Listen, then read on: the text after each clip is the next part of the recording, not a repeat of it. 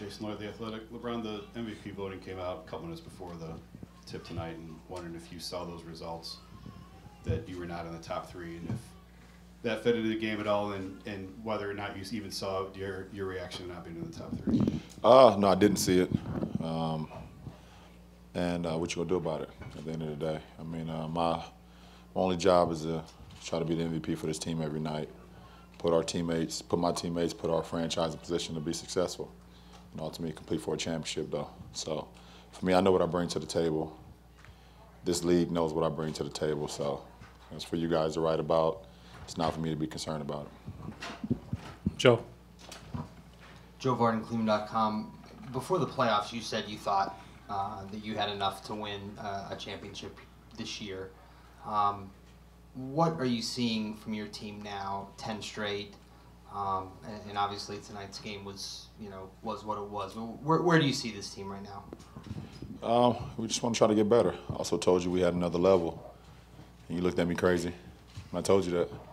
I believe we got another level as well. As well as we played tonight, there was still some things we could have did better. We had a few bad turnovers offensively that we could do better. We had a couple miscues defensively where we gave us some open looks. So we can just continue to we can get better, and that's a positive for our ball club. And it's no complacency with us right now. I mean, it shouldn't be. It's the postseason, but we like where we're headed, in the direction we're headed right now. Dave. David Brenneman, ESPN. LeBron, even before the series started, Brad Stevens said that he felt like the Cavs had a perfect roster. That was before you're up 28 in Game 1, before you're up 50 in Game 2.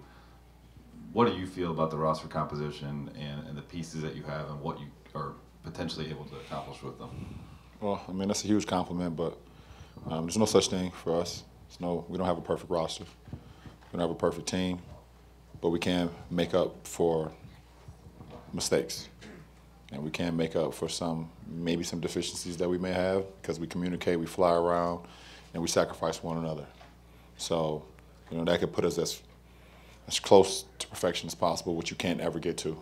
But, our communication level, our sacrifice, what we give to each other every night, kind of covers that, kind of covers some of the faults that we may have, and with the faults that we do have, we try to get better and better at it. So we could be as great as we can be every single night. Middle right. You. Oh, sorry. Jake Fisher with Sports Illustrated. LeBron, you said this team had another level, but now you've won 13 straight games in the postseason. Is this the highest level that you've played offensively in your career? I don't know. I'm a guy who lives in the moment, and our team is in a great groove, and I'm happy to be a part of that groove. So, at the end of the day, we want to try to put ourselves in position to win every game. That's the goal. And can you do that?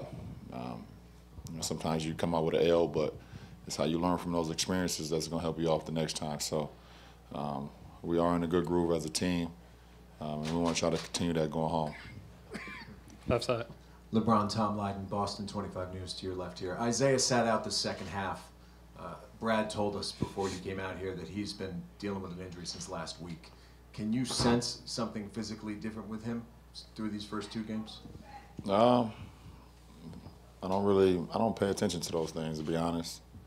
I only pay attention to what's going on with our guys and how we can put, a lot of pressure on the opposing team, from IT to the rest of those guys. So, obviously we didn't see him in the second half. Marcus Smart started the second half, but, that was not our concern going into the second half. Our concern was not get complacent. Don't do what we did, in Game 1 in the third quarter here, where we gave up, I think, 36 or something points, in that quarter, and allowed them to get into a good groove. So it's not my concern. Jared Weiss, CLNS Media Network. Do you feel like with your physical perimeter defense, you guys have kind of pushed them out of their comfortable game plan and kind of put their backs against the wall at this point? Well, they're going to make another adjustment, and we have to be ready for that going into Game 3. We're going to watch film tomorrow and see ways we can be better. We do have some great perimeter defenders that takes the challenge. but we also have great third line defense as well. You know, with our front line who communicates, you know, pick and roll coverages or pin down coverages or whatever coverages that's going on that allow the guards to get up into the ball or, you know, do what they need to do to be successful versus their guards. Bob Schron, the Citizen. LeBron, Brad was saying one of the takeaways he took from the game was in the beginning of the fourth quarter, Kyle, a bunch of the veterans were out there, RJ, playing so professionally. Are you guys at a point where you're challenging each other, you know, excellent veterans, making each other better? Well, absolutely. We had a veteran ball club. We want, one of the oldest teams in the league, so we all push each other.